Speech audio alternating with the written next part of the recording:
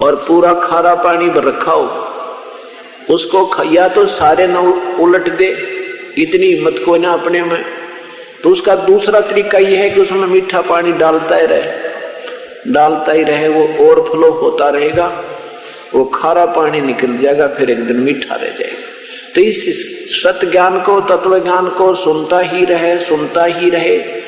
आपका जो खारा पानी पहले का भरा हुआ वो धीरे धीरे बाहर निकलता रहेगा, और फिर कुछ समय के उपरांत वो पूर्ण रूप से एक ही ज्ञान, एक ही भगवान और एक ही उसको पाने की विधि शेष रह जाएगी। अब परमात्मा की तरफ तलाश जीवात्मा को उसी समय से है जब से ये उससे बिछुड़ कर आई है, और काल ने कसम खाई है कि मैं इस जीव को सत मार्ग पर लगने नहीं दूंगा, इसको सत्य तक पहुंचने नहीं दूंगा। उसके लिए इसने भरसक प्रयत्न किया हुआ है। करोड़ों मार्गदर्शक छोड़ रखे हैं अपने दूत, एक दूसरे के माध्यम से तैयार करवा के। कोई कहता पूर्व में परमात्मा है, कोई कहता पश्चिम में है, कोई कहता उत्तर में है, कोई कहता दक्षिण में है, कोई कहता ऊपर को है, कोई कहता दोनों के बीच में दिशा बनती है। यानी अपने अपने थ्योरी, अपने अपने सिद्धांत, अपने अपनी कथाएं, अपना अपना मेथड बना के और इन भोली आत्माओं का अंडोला बना रखे। अब जितने भी संतों और पंथों के दास ने इतिहास पढ़े, अपने सदग्रंथों के अतिरिक्त और उन महापुरुषों जिन्होंने परमात्मा पाया है, साक्षात दर्शन हुए, उनके विचारों से की अमृतवाणी के अतिरिक्त अन्य जितने भी संत पंथ और पंथ प्रवर्तक बने हैं, उनकी घुमा फिराकर एक ही थ्योरी है, एक ही सिद्धांत है सभी का, पर अपनी चतुरता थोड़ी सी अलग बना करके भोली आत्माओं को ये दिखाया है कि मैं उससे अलग ज्ञान जानता हूं। धन धन सतगुरु राधा स्वामी पंथ, राधा स्वामी पंथ से ही धन धन सतगुरु पंथ एक मनमुखी संत ने चालू किया, और राधा स्वामी पंथ भी मनमुखी ही चालू है, क्योंकि इस राधा स्वामी पंथ का जो प्रवर्तक है श्री शिवदयाल जी महाराज, वो कहते मेरा ये राधा स्वामी पंथ नहीं है, ये तो इस सालग्राम ने बाद में अपनी मर्जी तो चला दिया, और ना मानते तो मरो कुएं में पड़ गए। इनका एक ही सिद्धांत है। और श्री हंसादेश में कौन कौन आते हैं? श्री बालेगेश्वर जी, श्री प्रेम नाम है उनका, श्री प्रेम उर्फ बालेगेश्वर, क्यों छोटे से बालक को, और ये 7-8 वर्ष के थे जब इनके पिताजी की मृत्यु हुई। किसकी? श्री हंस जी महाराज की। और बचपन से ही वो घर में गीता जी का पाठ करते थे। बच्चे बचपन से 10-5 श्लोक याद कर रखे थे गीता जी के, कुछ उपनिषदों के, संस्कृत के। तो ऐसे ये प्रसिद्ध हो गए श्री बालेगेश्वर जी। नाम इनका प्रेम है, प्रेम, श्री प्रेम उर्फ बालेगेश्वर जी। और श्री सतपाल जी महाराज, ये श्री हंस जी महाराज के दोनों पुत्र हैं। श्री हंस जी महाराज ने क्या मार्गदर्शन किया है वो अभी थोड़ा सा आपको बताएंगे।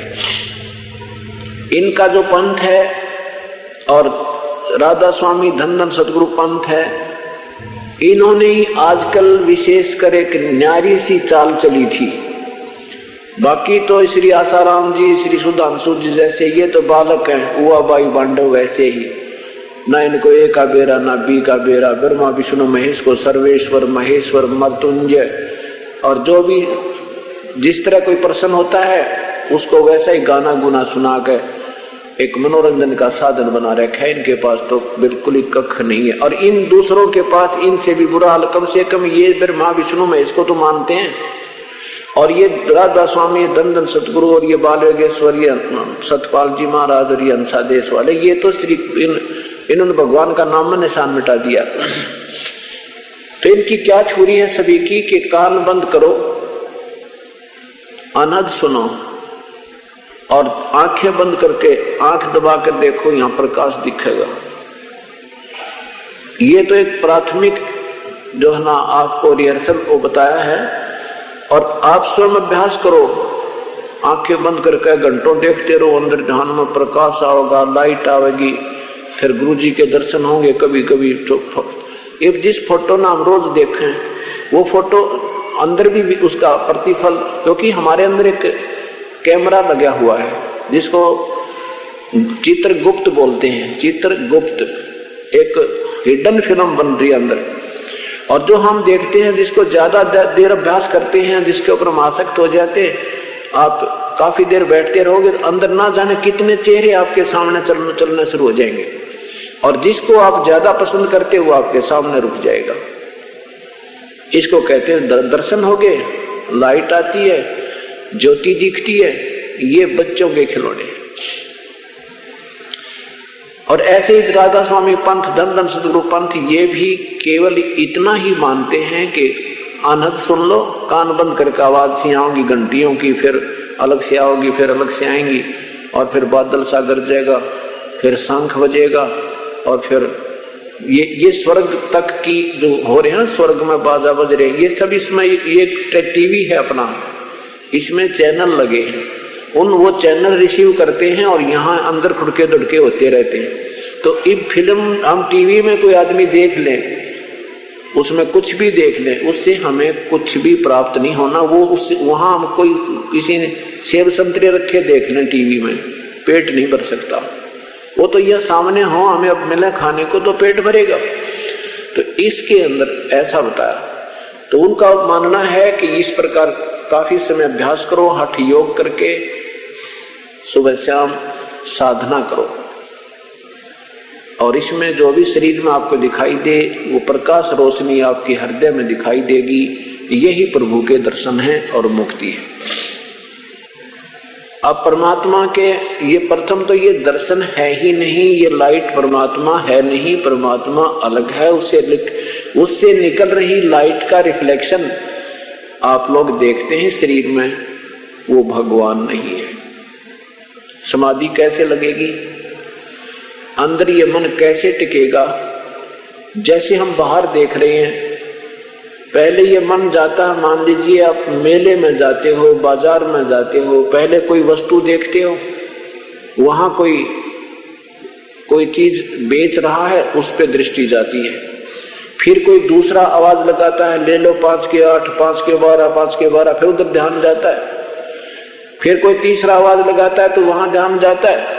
हम मेले में 2 घंटे घूमे, वहां 3 घंटे घूम लेते हैं और हमें ये नहीं पता कितनी देर हुई, क्योंकि ये मन वहां नाना प्रकार के दृश्य देख रहा है और ये टिक नहीं रहा, फिर भी ये देख रहा, कभी उसको देख रहा, कभी उसको देख रहा, कभी उसको देख रहा।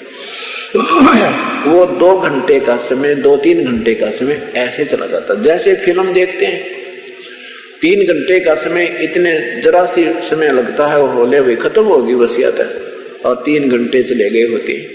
तो उनसे इसी प्रकार जब इस मन को बाहर से हम अंदर ले जाते हैं, तो इस शरीर में भी एक ऐसे ही फिल्म चलती है। अब जब ये समाधि सो करके इसके अंदर चला जाता, तो इसमें इस पूरे ब्रह्मांड का टीवी रूप में एक रिसीवर लगे हुए हैं। वहां ये क्या देखता है, कहीं पर कोई नाच हो रहा है, कितने गाने हो रहे हैं, कहीं पर झरने चल रहे हैं, कहीं बाग बगीचे हैं, उसमें धक्के खाता फिरता रहता, कितने गुफा में घुस जाता, ये गुफा देख रहा है। कहते हैं वाह, वही आनंद आ गए, क्या बात की, बड़ी शांति मिली हृदय को। ना तो शांति हृदय को मिलती, मन ने धक्के ऊपर खावे, अन्य यो यहाँ खावे। और जो सिमरण करके यहाँ से बेड़ा पार करवाना था, भक्ति करके कमाई नाम की करनी थी, वो रह जाती है, वो शेष रह जाती है। फिर भी प्रभु के लिए किया प्रयत्न जैसा भी कोई करता है, उसका भी कुछ लाभ इसको अवश्य मिलता है। ये तत्व ज्ञान, जो आध्यात्मिक तत्व ज्ञान है, इसको पूरा समझने के बाद ये मन डटेगा, तब ये स्थिर होगा, और तब ही भक्ति आपकी बिल्कुल सीधी चलेगी। इसको समझने के लिए रह रहकर सत्संग सुनने होंगे आपको, या फिर ये तत्व ज्ञान युक्त पुस्तकों को रह रहकर पढ़ना होगा। फिर भी कोई शंका शेष रह जाती है तो सत्संग से निवारण होगा उसका। अब जैसे संतों ने काफी वर्षों, ऋषियों ने काफी वर्षों तक हठ योग करके, आंखें बंद करके साधनाएं की है। अब कोई कहे कि इनका कोई लाभ नहीं मिलता इनको, तो ये क्यों किया इन्होंने? लाभ, जो लाभ हमें चाहिए था वो नहीं मिलता। जैसे कोई भांग बोएगा खेत में तो भांग हो जाएगी, गवार बोएगा गवार हो जाएगा, ज्वार बोएगा ज्वार हो जाएगी, बाजरा बीजेगा बाजरा ही फलेगा, और ना कुछ बीजेगा तो आग अड़ंगा जरूर होगा, उसमें कुछ ना कुछ झाड़ बोझड़े अवश्य उत्पन्न हो जाते हैं। जो भी हम परमात्मा का आश्रय लेकर और किसी भी मंत्र, चाहे किसी वेद का एक मंत्र जाप करना शुरू कर दो, और चाहे किसी गीता जी का, और चाहे कोई गायत्री मंत्र बना रखा 4 वेदों से एक एक अक्षर लेकर के, और चाहे किसी जैसे ये राधे श्याम सीताराम ये जाप करते हैं, या कोई भी जाप मत करो, आप परमात्मा के नाम पर बैठना शुरू कर दो। घंटे 2 घंटे 4 घंटे, यानी उस हठ योग भी कर लोगे, उसमें से भी आपको कुछ न कुछ सिद्धियां आ जाती हैं। और उस बैठे रहने से तप बनता है, तप से राज्य मिलता है। नेक्स्ट जीवन में तप से राजसत्ता में हिस्सा होता है, राजसत्ता में।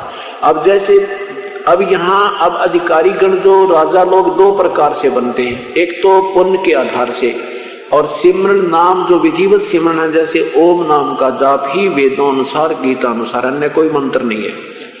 और उस अन्य मंत्रों के भी जाप से मतलब वो लाभ नहीं मिलता जो ओम नाम के जाप से। अन्य मंत्रों का जाप जो करते हैं और बैठे रहते हैं, सैक्रिफाइस कर देते हैं, उसको केवल उस सैक्रिफाइस का और बैठे रहने का लाभ होता है, उस अन्य मंत्र का लाभ नहीं होता। उस मंत्र की आड़ में वो बैठा रहता है, कई घंटे, दिन में 2-2, 4-4, 10-10 घंटे वो लगा रहता है। उससे बैठने का जो तप, उसके 10, 20, 50 वर्ष का वो सारा समय उसका जो है गिना जाता है। उसके आधार पर अगले जीवन में उस साधक को कुछ राज्य सत्ता प्राप्त होती है। जैसे कोई छोटा मोटा अधिकारी बन गया, कोई एमएलए मंत्री बन गया, और अच्छा तप जिसने किया है वो मुख्यमंत्री बन गया, उससे भी अच्छा तप किया है तो प्रधानमंत्री बन गया। और ये भी 2 तरह से होते हैं, एक तो ओम नाम का जाप और साथ में पुण्य आदि जिसने किए, तो वो भी इसी प्रकार अधिकारी बनेंगे, उनको भी राजसत्ता मिलेगी। और बैठा रहने से और साथ में ओम नाम के जाप से भी कुछ स्वर्ग में, शेष यहाँ भी उसको कुछ राजसत्ता, क्योंकि तप होता है, तप के साथ उसका राजसत्ता, ये दोनों मिलती है। तो जिन्होंने पहले जो मंत्र जाप, ओटपटांग मंत्र जाप किए और बैठ बैठ कर तप किए, दान भी किए, उनको भी जो राजसत्ता मिली है वो भक्ति नहीं करते, वो भक्ति पर नहीं लग सकते, क्योंकि उनमें प्रभु की भक्ति का जो वास्तविक अंश प्रवेश नहीं हुआ, विधिवत साधना कभी शुरू नहीं की। और जिन्होंने कभी ओम नाम का भी जाप किया है, वो भी अधिकारी मंत्रीगण बने हैं, वो फिर भी प्रभु की साधना पर लग जाते हैं। और पूर्ण संत नहीं मिलता तो फिर भी डले ढोकर के 84 लाख योनियों में चले जाते हैं। तो यहाँ कहने का भाव यह है कि जैसे कहते हैं हम समाधिस्थ हो जाते हैं, समाधिस्थ होने से सिद्धियां प्राप्त होती। एक ही संत के 2 शिष्य थे, गुरु भाई थे, और वो नाथ परंपरा में थे। गुरु जी का शरीर अंत हो गया, दोनों ने उस आश्रम को त्याग दिया, अपनी अपनी गुरुदेव की बताई हुई साधना को दृढ़ करने के लिए, प्रफुल्लित करने के लिए, उसको सफल बनाने के लिए दोनों ही अलग अलग दिशा में चले गए।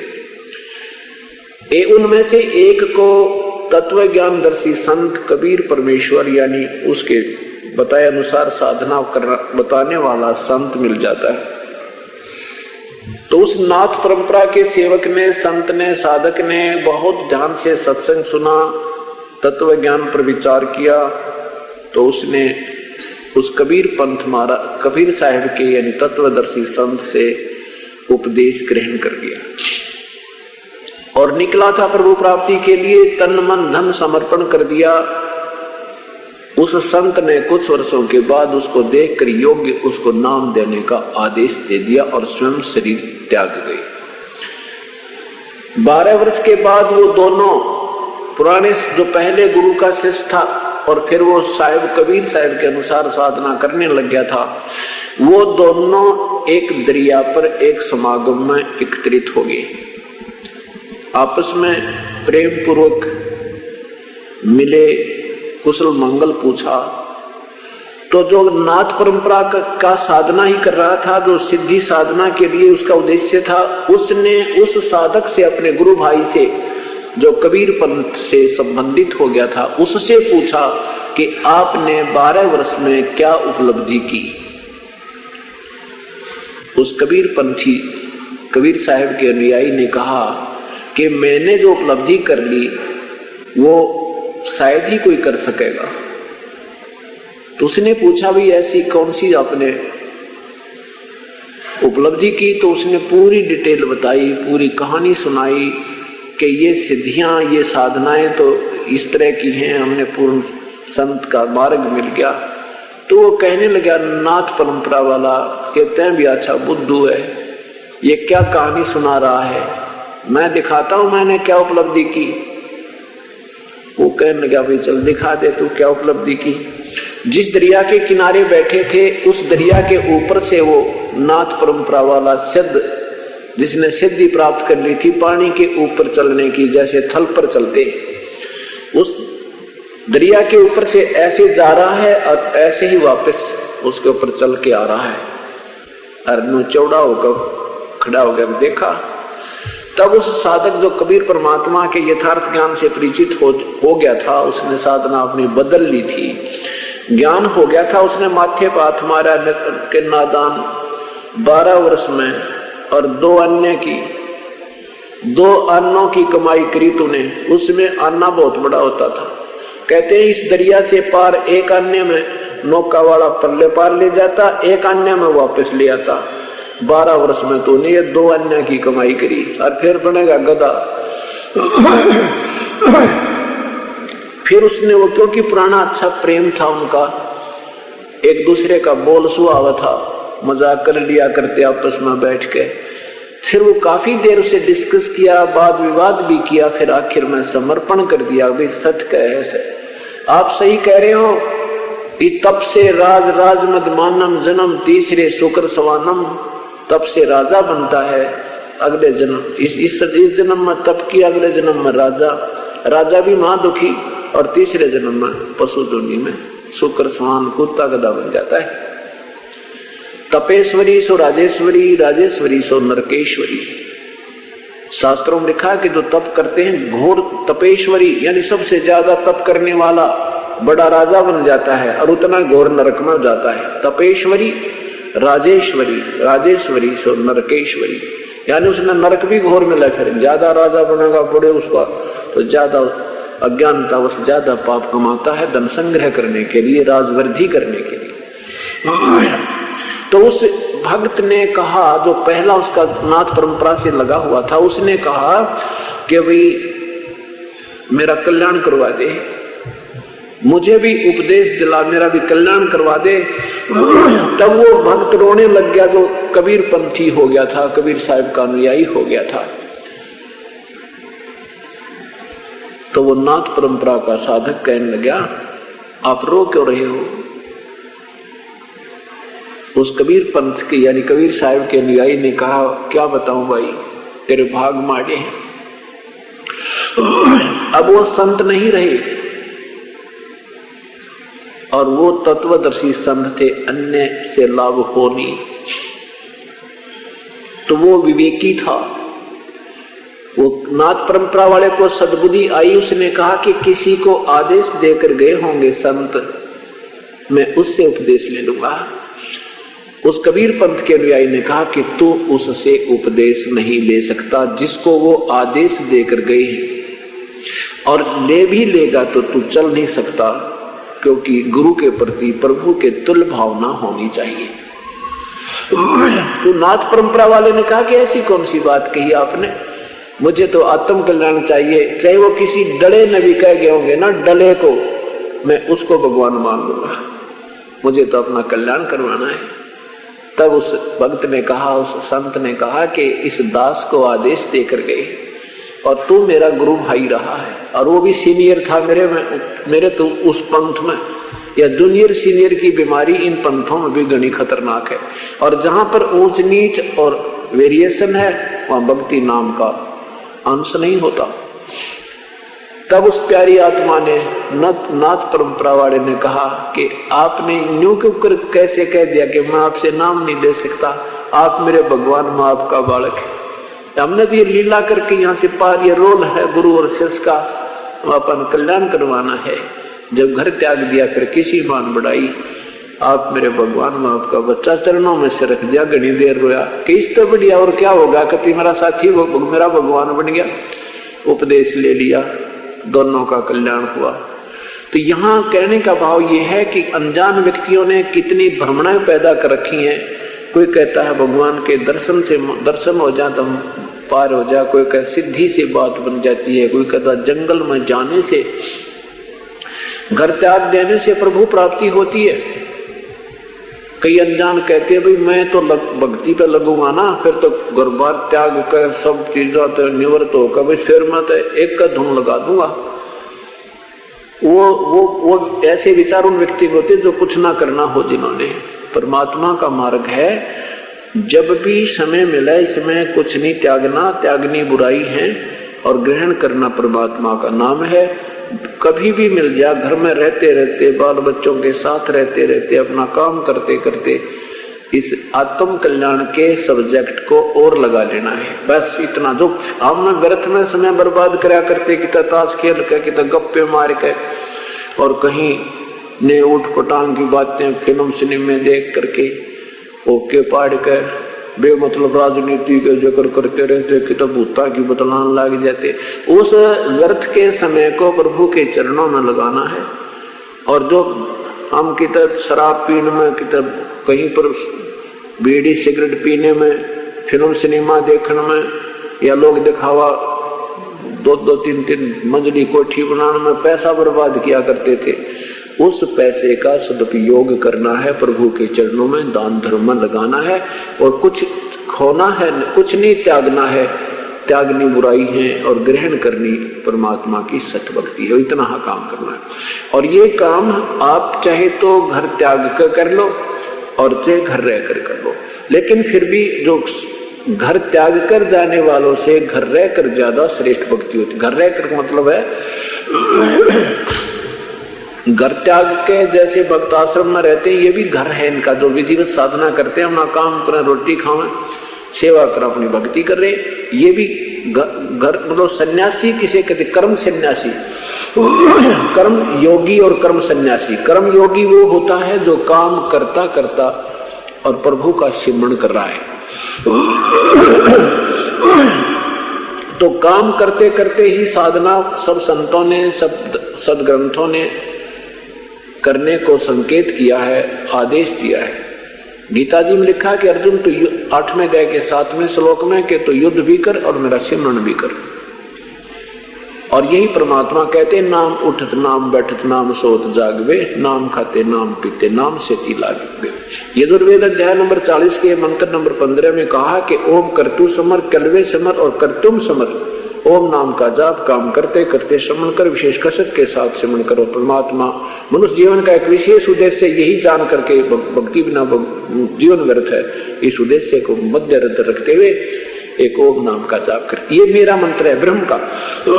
उस परमात्मा के लिए, उस पूर्ण परमात्मा कोई और है, वो गुप्त है, उसका मुझे ज्ञान नहीं है। यजुर्वेद अध्याय नंबर 40 के मंत्र नंबर 10 में कहा कि उसके बारे में किसी तत्वदर्शी संत की खोज कर, फिर वो जैसे बताओ उस परमात्मा के विषय में, वो बताए वैसे कर, उनसे सुनो। कोई भगवान को साकार कहता है, कोई निराकार कहता है, इसका वास्तविक ज्ञान वो संत बताएगा, उनसे सुन। मैं नहीं जानता। वेदों को भी ब्रह्म बोल रहा है और पवित्र गीता जी को भी वो ब्रह्म ही बोल रहा है। इन अनाड़ी लोगों ने कर्म संन्यास किसे कहते हैं? कर्म संन्यास होता है जो काम छोड़ के, उस कर्म संन्यास से घर पर कर लो, और कर्म संन्यास से बिल्कुल घर त्याग कर लो, ये दोनों ग्रंथ बताए। कर्म संन्यासी का अर्थ होता है कि जैसे घर पर बैठ गया 2.5 घंटे 4 घंटे हठ योग करके काम त्याग दिया, कहते हैं ये नहीं करना। काम त्यागना नहीं है, काम नहीं है तो कोई बात नहीं, आप काम से फारिग होगे, बैठ के भजन कर लो, कोई दिक्कत नहीं है, ये ऐसे नहीं कहा संत ने। लेकिन उससे अलग जो तुम हठ योग करके और साधना करते हो या घर त्याग जाते हो, जंगल में बैठ कर भजन करेंगे, तो कहते हैं किसी भी समय में कोई भी व्यक्ति प्राणी निष्कर्म नहीं रहता। अगर तू हठ योग करके बैठ गया, तेरा मन कर्म कर रहा है, तेरी ज्ञान इंद्रिया तेरे से काबू से बाहर है, तो अब कर्म इंद्रियों को काम में लगा कर रख और ज्ञान इंद्रियों को भजन में योग, ऐसी बात बनेगी।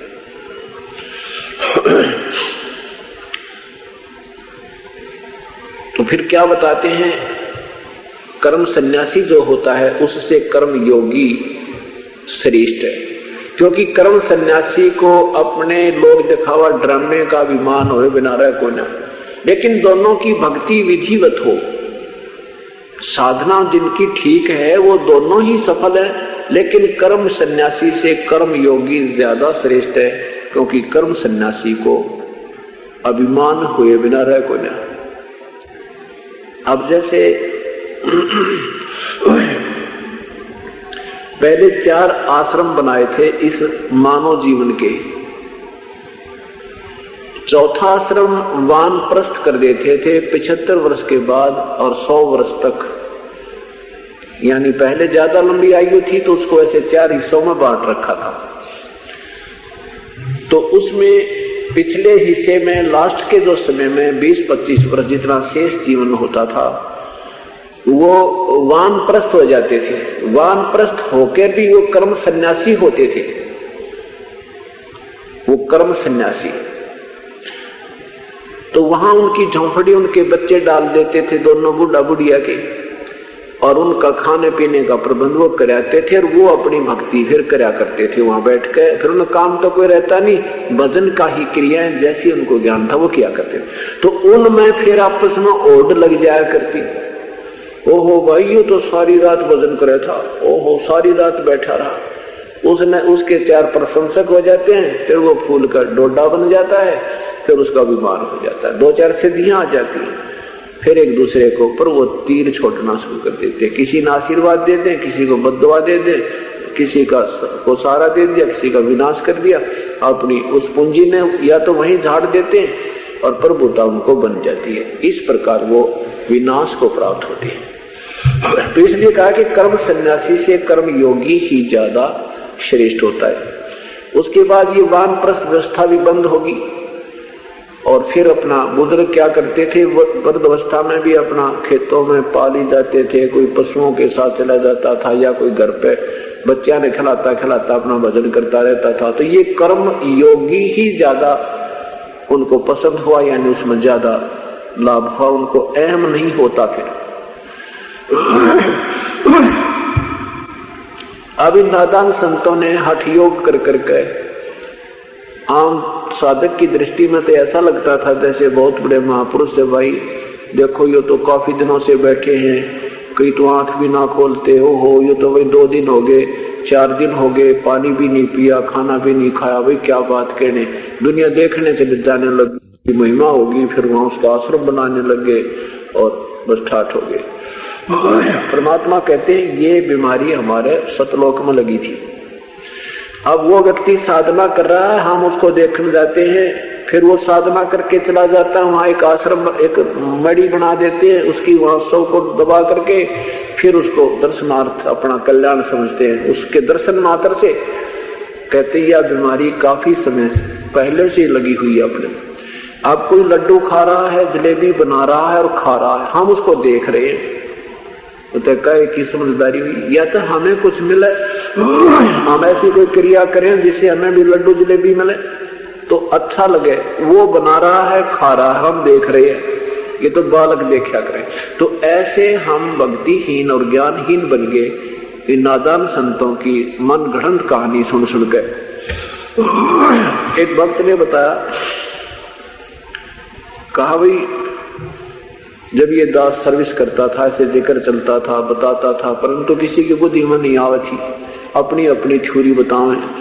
एक कहने लगा मैं इधर गया था हरिद्वार से ऊपर को, और वहां बड़े जंगलों में साधु रहते हैं, वहां बताते एक संत कपड़े भी ना पहनता वो, और केड़े की एक बांध कर रखा है। जब ये दास सर्विस करता था, ऐसे जिक्र चलता था, बताता था, परंतु किसी की बुद्धि में नहीं आवत थी, अपनी अपनी छुरी बतावे। एक कहने लगा मैं इधर गया था हरिद्वार से ऊपर को, और वहां बड़े जंगलों में साधु रहते हैं, वहां बताते एक संत कपड़े भी ना पहनता वो, और केड़े की एक लिया, और उसकी कमर दिखी थी, फिर नहीं दिखा, दर्शन हो जाते तब बस भाई बेड़ा पार था। अब उन्हें कौन समझाओ, नादानों को इतना गहरे उस पर आश्रित हो गए। इसके विषय में आदरणीय गरीबदास साहब परमात्मा से परिचित होने के बाद क्या निर्णय देते हैं कि कभी परमात्मा का ज्ञान क्या है और नादानों की क्या छुरी, क्या सिद्धांत है। क्या बताते हैं कि केड़े की कोपीन है, कोपीन बोलते हैं, पर्दे पे एक लंगोट बांधते थे कपड़ा, उसके स्थान पर एक केड़े का पत्ता बांधे रहते हैं संत, और फूल फल पत्ते आहार करते हैं, मनुष्य के दर्शन भी नहीं करते, गांव के निकट भी नहीं जाते। लोग तो कहते हैं ये तो महान संत है, और परमात्मा के जो विधान के अनुसार ये तो जंगल के रोज हैं जो मनुष्यों से डर कर भागे। क्या बताते हैं, केले की कोपीन है जो फूल पान फल खाही, वो जंगल के रोज हैं जो मनुष्यों विद के जाए। कहते हैं कि केले की कोपीन है जो फूल पान फल खाही, नरक का मुख नहीं देखते जो बस्ती निकट ना जाए। वो जंगल के रोज हैं जो मनुष्यों विद के जाही, ये निस्तिन फिरे उजाड़ में नो भगवान पावे नाही। उजाड़ बोलते हैं जंगल में, ये दिन रात जंगल में धक्के खाते हैं, ऐसे परमात्मा नहीं मिलता। वो परमात्मा पाने का तरीका कुछ और है। क्या कहते हैं, या कुछ क्या करते हैं, एक ऊंचे से स्थान को सिलेक्ट करते हैं ये साधक, उस पर बैठ जाते हैं, धुआं लगाते हैं, त्रिशूल गाइड लेते हैं और दूर से दिखाई देते हैं कि देख भाई साधु वो तप रहा है।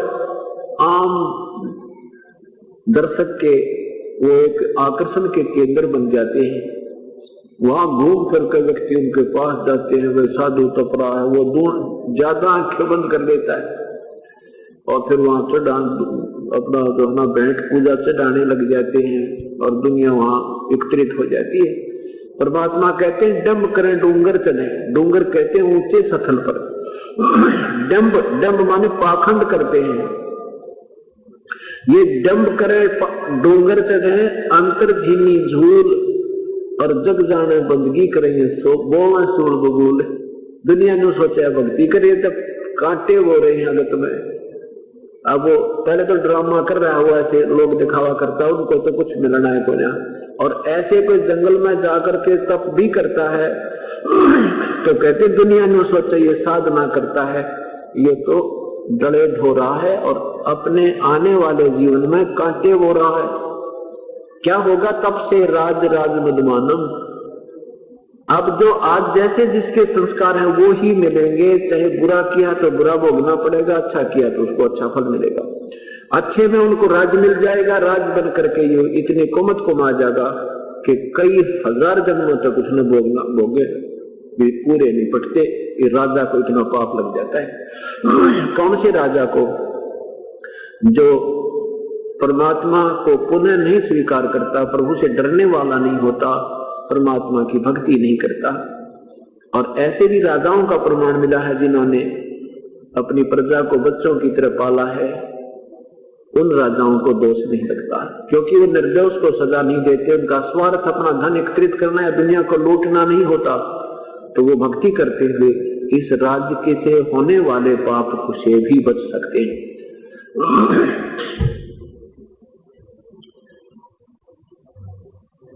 अब क्या बताते हैं परमात्मा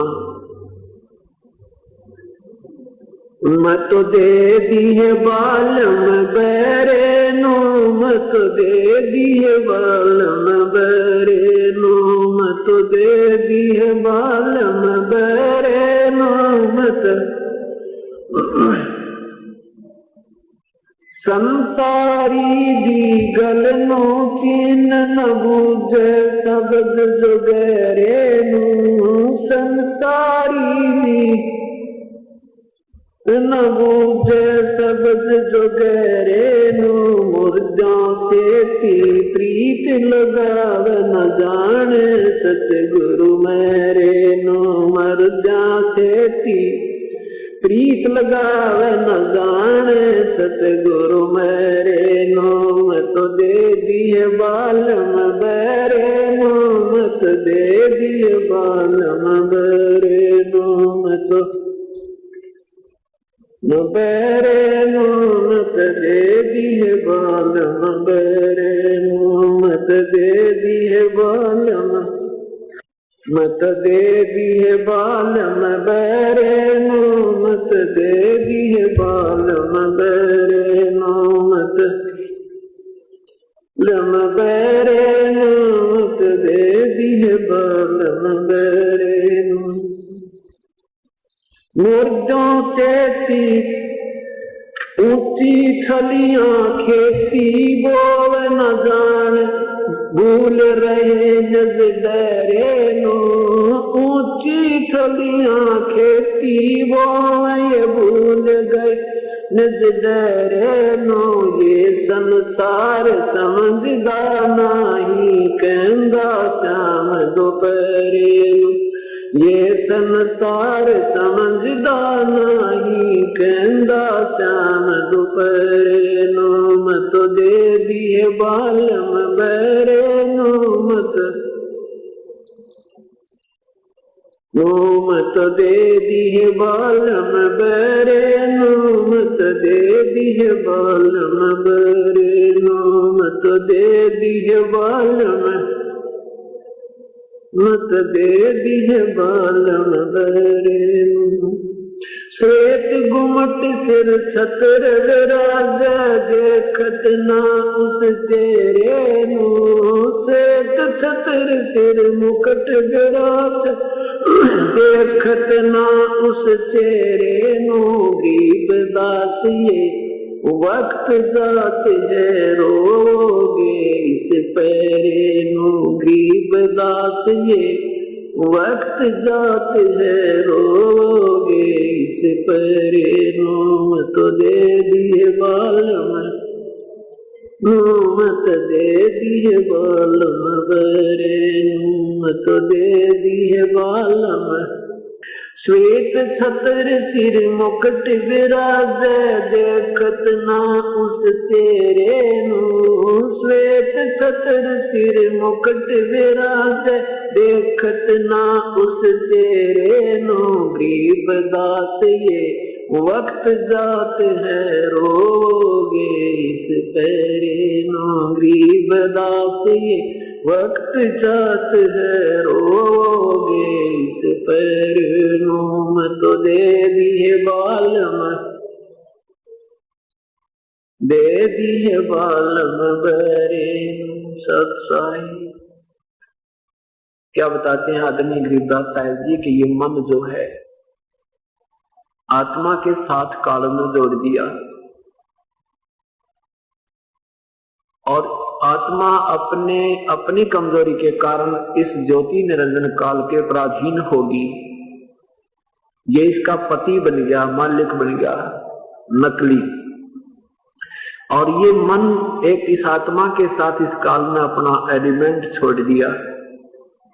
ये स्वयं ही मन रूप में आत्मा के संग रहता है और आत्मा कहती है, हे भगवान, मैं तो इस मन के साथ जोड़ दी और ये मन जो है परमात्मा के तत्व ज्ञान को स्वीकार नहीं करता है, संसारी व्यक्तियों की बातों को ज्यादा महत्व देता है।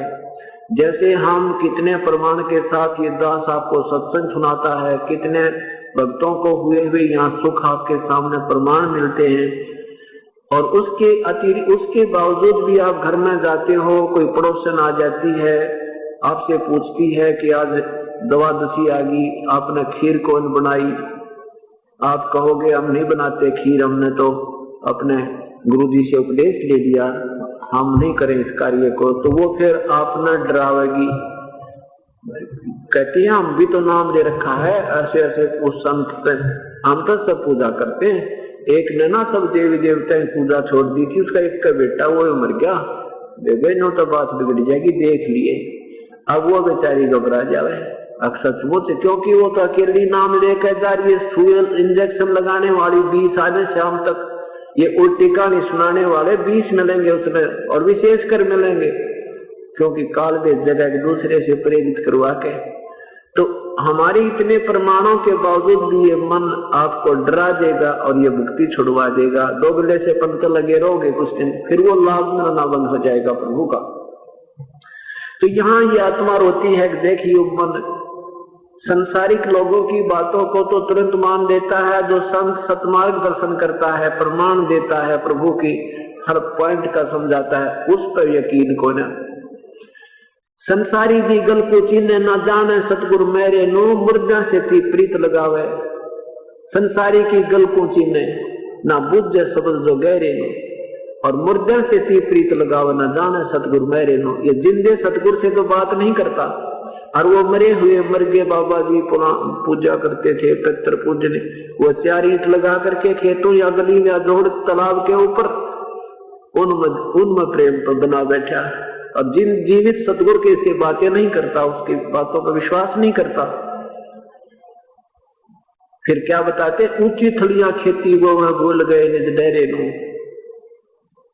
पहले पुरुष समय में सिंचाई वर्षा से ही होती थी, या फिर वर्षा के कारण के तालाबों में तृप्त जल हो जाता था, शेष समय में उसी से होती थी, वो भी थोड़ा बहुत स्थान पर। जो ऊंचे स्थलों पर खेती की जाती थी, तो वहां वर्षा एक बार हो भी गई तो वह खेती नहीं होती थी, क्योंकि ऊंचे स्थलों का पानी नीचे वाली जमीन पर, समतल जमीन पर आकर के रुक जाता था, और वो फिर काफी देर तक उसमें उस नमी रहती थी, और उस डहर बोलते हैं उसको, डहर बहुत उपजाऊ जमीन और झील वाली जमीन को कहते हैं। तो परमात्मा आप पे अपनी महिमा गाते हैं कि ये नादान मन अच्छी भक्ति, सत भक्ति, जिसे ज्यादा लाभ होना हो, उसको स्वीकार ना करके ऊंची थलियां यानी इन छोटी मोटी जो आम उपासना को स्वीकार कर लेता है, ग्रहण करता है। जैसे अब कावड़ लेने जाते हैं, बूढ़ी आत्मा, पैरों में छाले पड़ जाते हैं, सारा दिन पैर थक जाते हैं चल चल के, और किसी ऐसे ही ये मनमुखी साधना किसी ने बता दी, इधर देखा दुनिया जाने लगी, और मन बड़ा लगाव चाव चढ़ाता है उसमें, और कोई बात मना करे तो भी नहीं मानता, इतना दृढ़ होकर लगता है। फिर कोई बता देता है कि देखो वहां पहाड़ पर,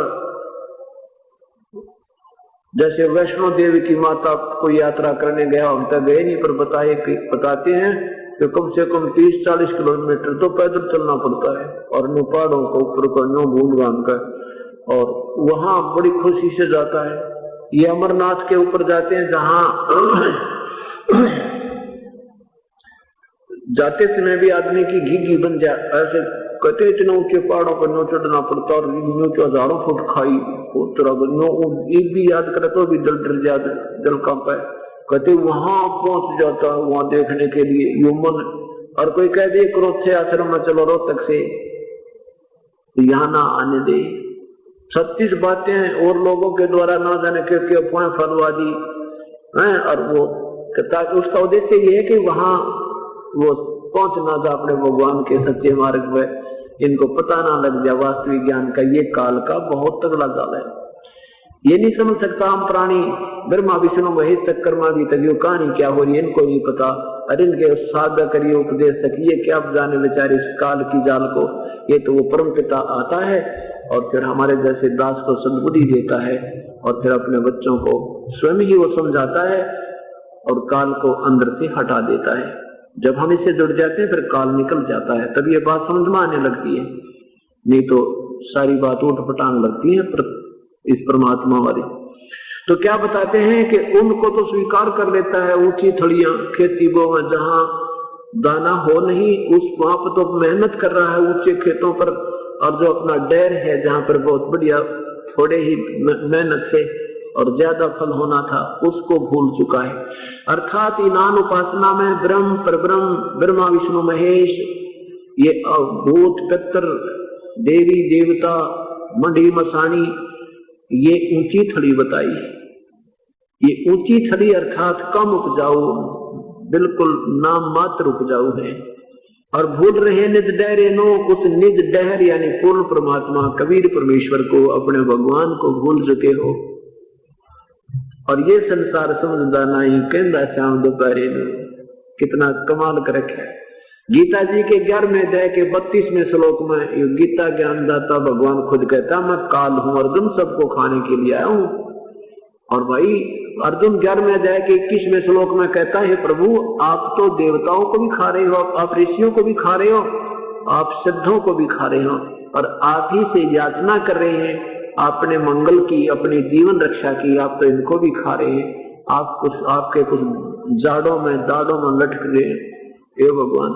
तो क्या कहता अर्जुन, मैं तो सबको खाने के लिए आया हूं, तू ना लड़ेगा तो भी खाऊंगा इनको तो मैंने मार ही डालना है।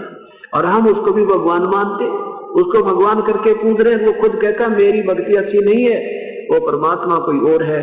अगर तूने परम शांति चाहिए तो वहां जाइए, उस तत्वदर्शी संत के द्वारा उस परम पिता की शरण में जा, फिर तेरी कभी जन्म मृत्यु और ये युद्ध करने के संकट नहीं आएंगे। मेरी शरण में रहना है तो युद्ध भी करना होगा और भक्ति भी करनी होगी, या तो परेशानी पर परेशानी तुझे आती ही रहेगी। स्पष्ट किया है फिर भी न कृष्ण जैसा भगवान ने। श्री कृष्ण जी को तो आप ज्ञान नहीं, मैं बोल क्या रहा हूं, गीता श्री कृष्ण जी ने बोला ही नहीं। अभी तक ये विद्वान पुरुष एक अक्षर ज्ञान के ज्ञाता ही ये प्रमाणित करते रहे कि श्री कृष्ण जी ने गीता जी का ज्ञान दिया। और भगवान कृष्ण कहता मुझे नहीं मालूम मैंने उसमें क्या बोला था। महाभारत संक्षिप्त महाभारत भाग 2 में पृष्ठ नंबर 667 नए का और पुराने में 1531 पृष्ठ का ये वर्णन स्वयं अपने मुख से बोला है भगवान ने कि मुझे नहीं मालूम गीता उसमें मैंने क्या बोला था, और आपने याद क्यों ना रखा। बुद्धिहीन अर्जुन को डांट मार रहे, सब कहते मुझे ज्ञान नहीं। इसे सिद्ध है कि भगवान श्री कृष्ण ने गीता को नहीं बोला। वो तो जब तक कौरवों का विनाश नहीं हो लिया, महाभारत नहीं हो लिया, तब तक श्री कृष्ण के शरीर में काल नहीं गया। और उसके बाद जब निकल गया तो श्री कृष्ण अपनी बोली ना, उसको गीता का ज्ञान नहीं, एक और गीता रच दी, उसका नाम लिखा कि और गीता बोल दी उसने, इसे मिलती जुलती भी कोई ना हो। तो परमात्मा कहते हैं तुम काल को तो भगवान मान बैठे, ये संसार समझदा नहीं कहंदा शाम दोपहरे नो, जून महीने की और ये अक्षेत्र, और इसमें कोई बाहर खड़ा धूप में, और वो कहता भी आनंद आ रहे हैं, बस क्या बात यार, उसने शराब पी रखी है। शराबी आदमी कह सकता है धूप को आनंद आ रहा है, चाहे वो कितना पड़ा रहे। तो इस काल के अक्षीणिक सुख को हम प्राप्त करके इस साधना से हमारे वो नशा हो रहा है, इस मोह माया का नशा हो गया, हमने यही चीज अच्छी लग रही है। तो इसलिए परमात्मा कहते हैं तुम तो जून के महीने की दोपहर के समय को शाम बता रहे हो, तुमने शाम देखी नहीं। ये संसार समझदा नहीं कहंदा शाम दोपहरे नो, गरीबदास ये वक्त ये संसार समझदा नहीं कहंदा शाम दोपहरे नो। और सफेद छत्र सिर मुकुट विराजे, जिस परमात्मा के सिर पर सफेद छत्र है और सुंदर उसके ऊपर सफेद मुकुट रखा, और कबीर परमात्मा के शरीर पर सतलोक में साकार परमात्मा है। गरीबदास ये वक्त जाकर रोगे इस पैरे नो। क्या बताते हैं कि तुमने हमने यहाँ कितना सुख मान रखा। जैसे किसी की एक टांग कट गई और उसने देख लिया कि एक की एक टांग भी कटी है और साथ में एक हाथ भी कटा है, तो वो अपने को इतनी राहत मानता है कि ये भगवान, इससे तो मैं अच्छा, इस बेचारे के एक हाथ भी कटा है, टांग भी कटी है। और कोई पैरों से पैरालिसिस है तो वो न सोचे किसी का दोनों हाथ भी कटे हैं, वो न सोचे भगवान चोखा मेरे तो पैरों में दिक्कत है, इस बेचारे के हाथ ही गए। तो हम इस तुलनात्मक दृष्टिकोण से अपने को सुखी मान रहे हैं या सुख नहीं है। किसी के 2 बेटे थे, 3 बेटे थे, उनमें तो एक मर गया और किसी का एक था बेचारे का, वो मृत्यु को प्राप्त हुआ। तो जिसका एक मरा है वो अपने आप को नो संतुष्ट कर रहा है, चौखा है भगवान मेरे 3 थे, मेरा तो एक मर गया, बेचारे का एक ही था, इसका एक ही मर गया, इससे तो मैं ही सुखी हूं। तो ऐसे हम सुख महसूस कर रहे हैं, यहाँ सुख नाम की चीज नहीं। परमात्मा कहते हैं इस 21 ब्रह्मांड में हमने तो कोई सुखी देखा को ना। ब्रह्मांड 2100 आग लगी है, कर्तव्यबाजी सभी ठगी है। इन 21 ब्रह्मांड में तो आग लग रही है जो काल के लोग है। इनमें ये बनावटी जितने भी जीव हैं ये सब ठग रखे हैं, इनको धोखा देकर काल में यहां बैठा रखा। अब जैसे रिश्तेदार मिलता है कोर्ट में और क्या हाल है, कुशल मंगल पूछते हैं, हाथ पे हाथ मिलाते हैं और क्या बस मौज हो रही है, मौज हो रही है। कोर्ट में और मौज का कौन सा मेल? कोर्ट में तो महा दुखी प्राणी जाता है, या तो किसी के द्वारा सता रखा होगा या खुद किसी ने दुख दे रहा हो गया, तो वो व्यक्ति कोर्ट में जाता है। और वहां भी क्या कहते हैं, बस मौज हो रही है, ठाठ है, दया है, खूब मौज है। परमात्मा कहते हैं हाथ मिलावा, इतने ये शब्द कह रहा है ना, ये शब्द कहने को मौज है। हाथ पे हाथ हटाना और जब चिंतित हो जाता हूँ, वकील पता नहीं आया कि नहीं आया, आवाज लगने वाली है, फिर गवाह पता नहीं आया कि नहीं आया, भगवान गवाही पता ना कैसे देगा, और घिघी बंदी रहे, अन्यों का मौज हो रही है। मेडिकल में रिश्तेदार किसी बीमार को मिलने जाते हैं और वो वहां बैठे गार्डियन उसके सहयोगियों से मिलते हैं, और क्या हाल है, बस मौज हो रही है, बालक का तकलीफ गणी से, बाकी मौज से। बताओ बाकी के मौज रहेगी, एक ही बच्चा और वो बीमार हो रहा है, घी बन रही है, फिर और ठीक ठाक मौज है। ये परमात्मा, तो यहाँ परमात्मा कहते हैं मेडिकल में मौज का मेल कौन सा? तो हम इस अभ्यस्त हो गए मौज को, हमने मौज देखी नहीं है, हमने वो सुख अभी मिला नहीं है, हमने वो चाखा नहीं है, अमृत जिसको सुख कह सकते हैं। ये संसार समझदा नहीं, कहता श्याम दोपहरे निष्काल के लोग में ये सुख मान रहे हैं। परमात्मा कहते हैं गरीबदास ये समय जावे है रोगे इस पैरे, ये मनुष्य जीवन जहां से छूट गया और सतभक्ति करी नहीं, अब नखरे करते रहे तो फिर रोया करोगे इस समय को। रात्रि के समय कुत्ते देखे ऊपर नामों कर रोते, उनको याद आती है, आत्मा तो वही है, वो आवाज करती है, वैसे बोल नहीं सकती, उसको याद आता है वो सुख कहाँ गया, और फिर ऊपर नमो कर करो तो वो आत्मा रो रही है। फिर परमात्मा कहते हैं आज 6 दिन पाछे गए, आज 6 दिन पाछे गए, गुरु से किया ना हेत, अब पछतावा के करे भाई चिड़िया चुगी खेत।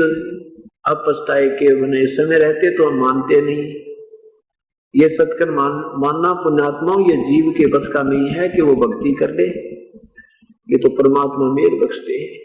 काल आपको दुखी करता है, आपके ऊपर कष्ट आपके कर्म के देता है, फिर आप उस कर्म संकट के निवारण के लिए प्रभु तलाश में जाना ही पड़ता है, मजबूरी हो जाती है। और जिन पुण्यात्माओं को यहाँ आने का सुअवसर मिल गया उनके लिए वो दुख भी वरदान सिद्ध हो गया, आपके लिए वो एक वरदान बन गया। वो दुख ना होता तो आप कभी नहीं मानते, नए वकील बने रहते। और ये 2 दिन की कहानी कथा सुनाई, अपनी दंड कथा सुन करके आप अपना जीवन पूरा फिर मर जाते, फिर कोई नहीं पूछता, बहुत दुख हो जाता। तो यहाँ परमात्मा कहते हैं गरीबदास ये वक्त जाता है रोगे इस पैरे नो, इस समय को याद किया करोगे और बहुत दुख पाओगे। परमात्मा के केवल दर्शन मात्र से लाभ नहीं होता, मुक्ति नहीं होती, लाभ तो संत के दर्शन होने से होते हैं, लेकिन मुक्ति जो होगी वो जैसे परमात्मा ने हमें मार्गदर्शन किया है उसका अनुसरण करने से। अब क्या कहते हैं, मैं भगवान के एक बार दर्शन करा दो, बस दर्शन करा दो, बस दर्शन हो गए तो मुक्ति हो जाए। परमात्मा के दर्शन से नहीं, भगवान के मंत्र से मुक्ति होती है। भगवान की विधि विधान से यहां से छुटकारा होगा। मुक्ति मीन ऋण मुक्त होकर हम कैद से छूट जावा, उसको मुक्ति कहते हैं। अब जैसे राजा का मंत्री के दर्शन भी कर ले वहां, और कैद में जो के जो है राजा भी घूम कर दिला जाए तो वो क्या करेगा? वो उस राजा के दर्शन से हमारी कैद नहीं छूट जाएगी। राजा ने जो विधान बनाया था उसके अनुसार चलेंगे और उसको प्रसन्न करेंगे तो राजा प्रसन्न होकर के हमें कैद मुक्त करेगा, वो अपने विधि विधान से करेगा। तो जैसे हम यहाँ काल के जाल में फंसे हैं, तो यहाँ भगवान आए थे, कबीर परमात्मा आए थे, पूर्ण ब्रह्म, हमने उनके बहुत दर्शन किए थे, 64 राक्षस हो गए थे, उनके संग भी रहे थे, लेकिन उन्होंने जैसे बताया था उसका अनुसरण हम नहीं कर पाए, इसलिए हम मुक्त नहीं हो पाए। जैसे मोटा उदाहरण देते हैं कि भगवान श्री शिव जी और पार्वती ये दोनों पति पत्नी हैं, और भगवान शिव के दर्शन करने वाले भी ये कहते हैं कि एक बार भगवान शिव जी दर्शन दे दे, मौज हो जा, मुक्त हो जाओ। परमात्मा के दर्शन से नहीं, परमात्मा के मंत्र से मुक्ति होती है। पार्वती और भगवान शिव और माता पार्वती, इनसे ज्यादा दर्शन पत्नी से अधिक पति के दर्शन कोई नहीं कर सकता। और उस पत्नी की भी मुक्ति इस भगवान के दर्शन से नहीं हुई, जैसा भगवान ने उसको मार्गदर्शन किया उसका जाप करने से पार्वती का छुटकारा हुआ। जितना हो सकता है, जितना इनके पास पावर है, क्योंकि हर एक प्रभु की शक्ति होती है, उनकी शक्ति की सीमा होती है, और जितनी वो शक्ति उस भगवान में होती है, जितनी वो राहत दे सकता है उतनी दे सकता है। उससे भी राहत प्राप्त करने के लिए उसी तरीके की आवश्यकता है जैसे पूर्ण परमात्मा से राहत प्राप्त करनी होती है। जैसे कबीर साहब कहते हैं, जो जाकी सरना बसे ताको ताकी लाज, जल सो ही मछली चढ़ जाए वो बह जाते गजराज। जो जाकी सरना बसे ताको ताकी लाज।